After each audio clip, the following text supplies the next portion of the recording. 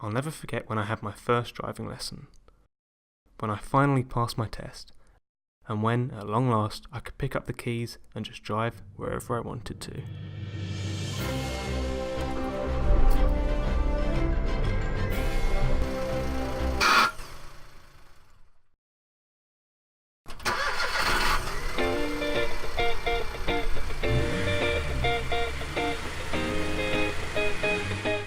Hi, I'm Alex, by the way. Nice to meet you. Now I've passed my tests about a year ago now, and I love driving around in my little car. Sure, it's got a few dents and scratches and it rattles quite a bit, but it's mine. It's my first taste of independence, and I can't really complain. However, this does come at a cost. Literally. A teenager like myself will pay on average 4 times more than someone in their mid-30s. Is that fair? Are there any ways around it? I want to find out. Now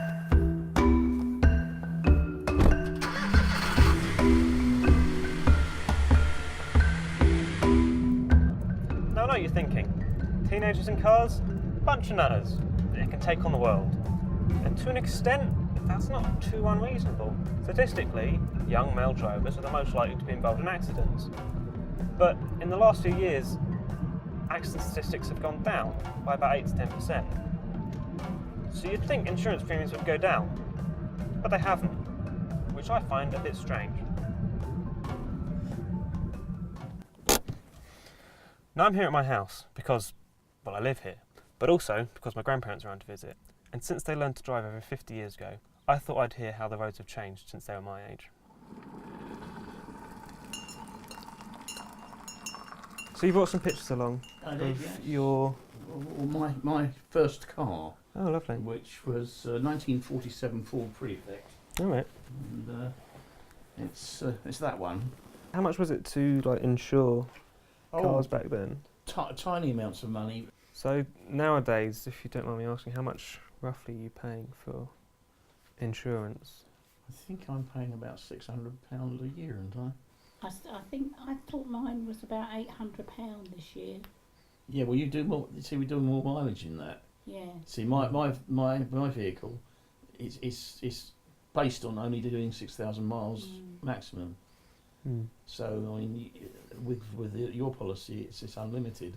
Yes, and I've got other drivers on it, so £800. Mm. See, my premium's I think it's £1,700 for the year. Well, you're a young man, you yeah. Yeah. Is that fair? Do you think? Well, going by my records, when I was a young man, yes, Okay. because I was inexperienced. I did terrible things in that old car. Holding himself up. I was surprised to hear how much less my granddad was paying than most people my age, despite having had several claims on his policy. Even so, I expected it to be even lower. The average cost to insure someone around 70 years old, like granddad, is about £500 to £600 a year. I'm just having a look at some insurance premiums to see just how much age actually affects the cost of it all. I found some quotes for car insurance for myself as a 19-year-old and 16 years in the future when I'll be 35.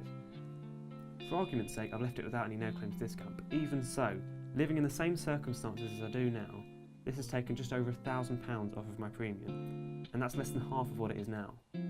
For a 17-year-old, you can expect to pay upwards of £2,000 for your insurance premium, compared to someone in their mid-30s who pays around £600 on average.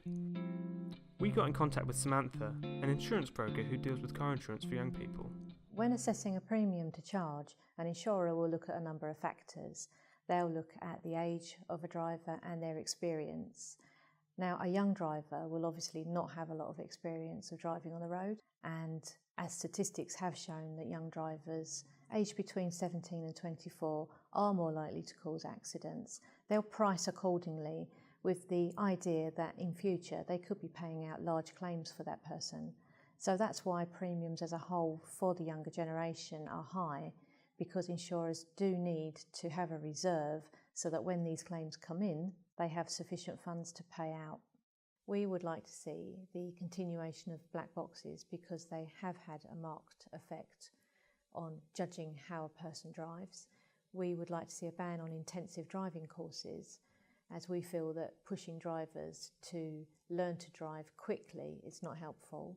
And we would like to see a graduated licensing scheme where young drivers would be able to take only a certain number of passengers at a time.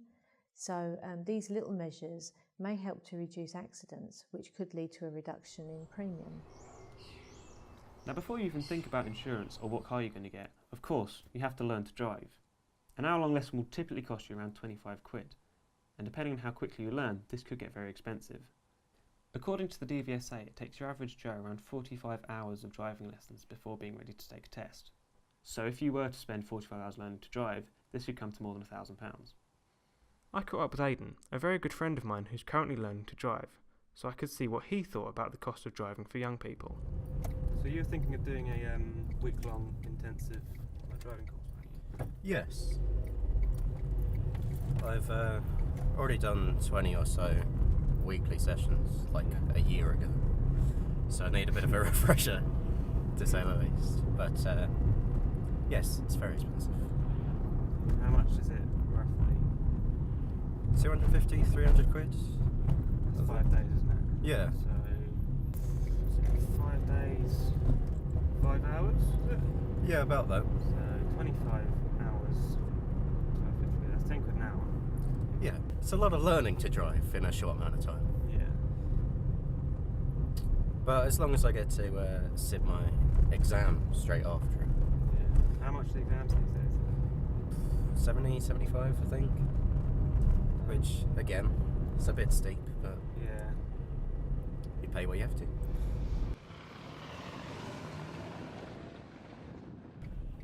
So do you think that because younger people, they seem to learn quicker and have fewer lessons, do you think that's could be a reason why they're more prone to accidents?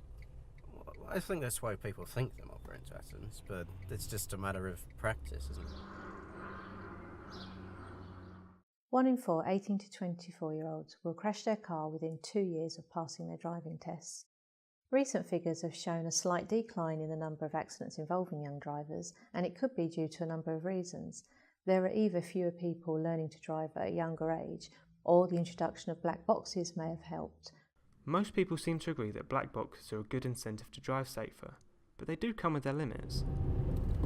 So I know a lot of people, myself included, use black boxes to get discounts on the premium. Do you think that's a good idea? Do you think that'll make people drive safer and encourage them not to be complete nutters?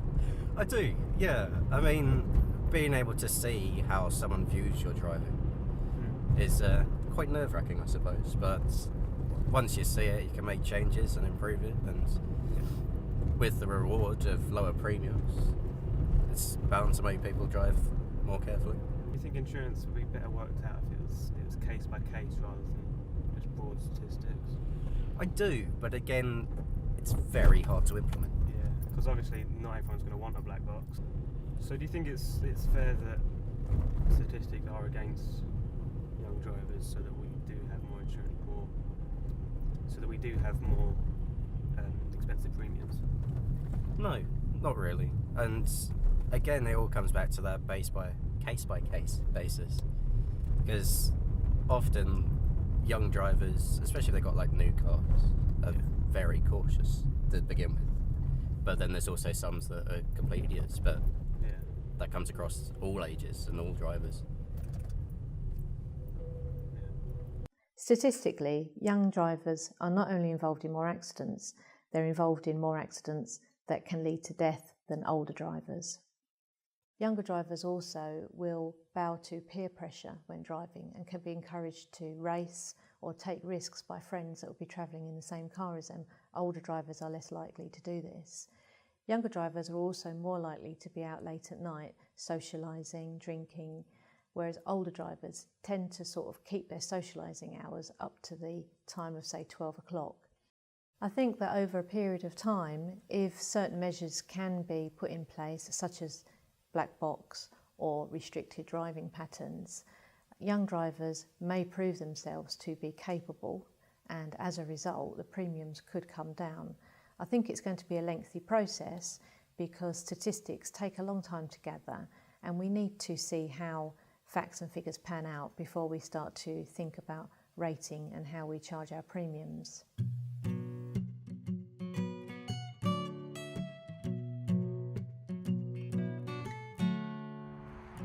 So on the whole, driving's not cheap for anyone. And with more and more cars on the road, the more accidents are going to happen, and the more it's going to cost you to insure your car. Certainly a lot more than when my grandparents learned to drive. But teenagers and young people just starting work or university, is it fair to generalise them based on what the statistics say, or should it be a case-by-case basis? Of course people want to see their premiums go down, but in order for that to happen, fewer accidents need to happen. Who knows, maybe in 10 or 20 years we'll all have a little black box in our car telling us how good or bad our driving is. Regardless of how much it costs, I'm still going to drive, because I love it and because I need to, like a lot of other people. Drive safe.